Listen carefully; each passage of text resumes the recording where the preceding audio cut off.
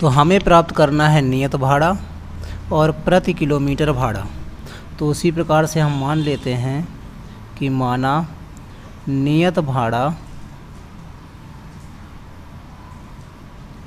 x रुपये है व प्रति किलोमीटर भाड़ा y रुपये है।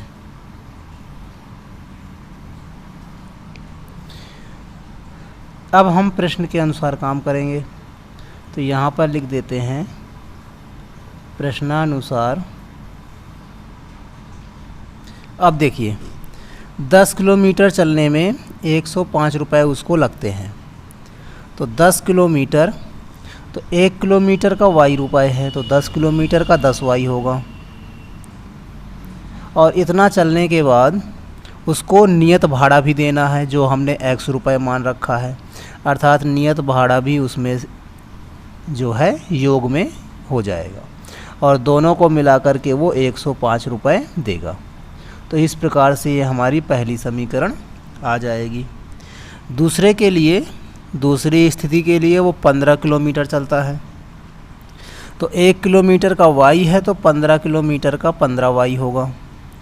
साथ में वो नियत भाड़ा भी देगा अर्थात x रुपये भी देगा और दोनों को मिला करके वो 155 रुपये देता है। तो ये हो गया दूसरा समीकरण। अब इन दोनों समीकरण को हमें हल करना है। तो पहले समीकरण से हम x या फिर y का मान प्राप्त करेंगे। तो x का आसान रहेगा तो x प्राप्त कर लेते हैं। तो x बराबर आएगा 105 और ये 10y धन का है जो दाएं पक्ष में जा कर के ऋण का हो जाएगा।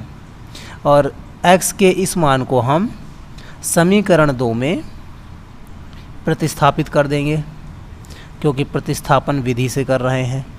तो समीकरण 2 में प्रतिस्थापित कर देते हैं। तो यहाँ पर x है तो x पे हम ये पूरा मान लिखेंगे।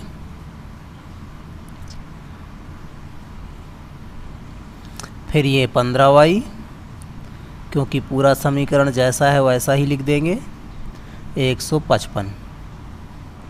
और अब हम इसको सॉल्व करेंगे।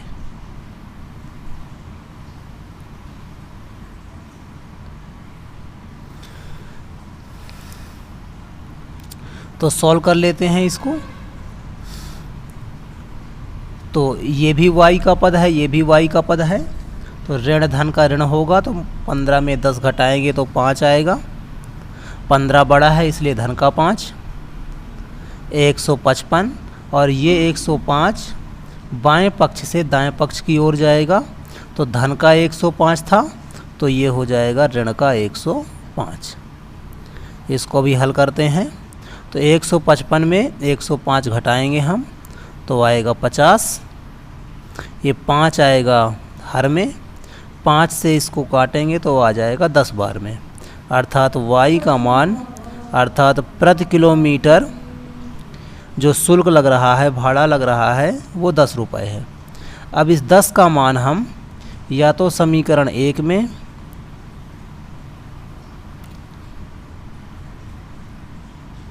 या तो समीकरण 1 में या तो समीकरण 2 में और या तो यहाँ पर इसमें रख देंगे। तो इसी पे रख देते हैं, ये आसान पड़ेगा। तो x बराबर 105 माइनस 10y। तो x बराबर 105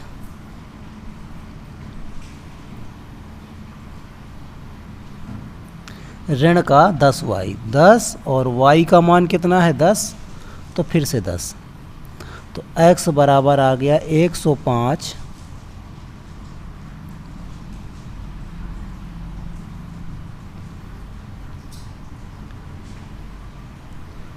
105 माइनस 10 100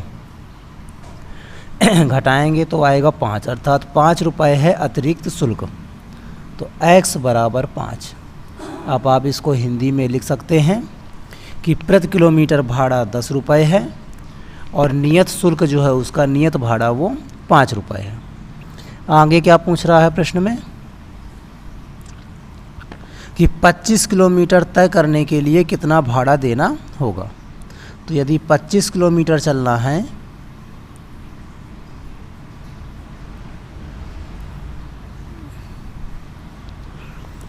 तो 25 किलोमीटर चलना है तो एक तो उसे 25y देना पड़ेगा, धन जो अतिरिक्त शुल्क है x वो भी देना होगा।